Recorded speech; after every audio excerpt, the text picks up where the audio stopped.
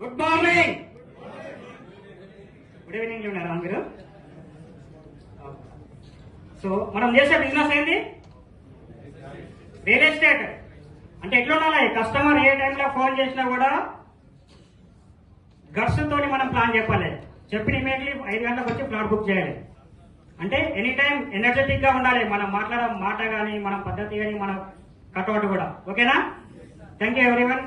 First of all నాకు ఈ అవకాశం ఇచ్చిన ల్యాండ్ డివిజన్ సపోర్ట్ కి ఎల్లప్పుడూ నేను రుణపడి ఉంటాను. సో నా పేరు మల్లికార్జున్.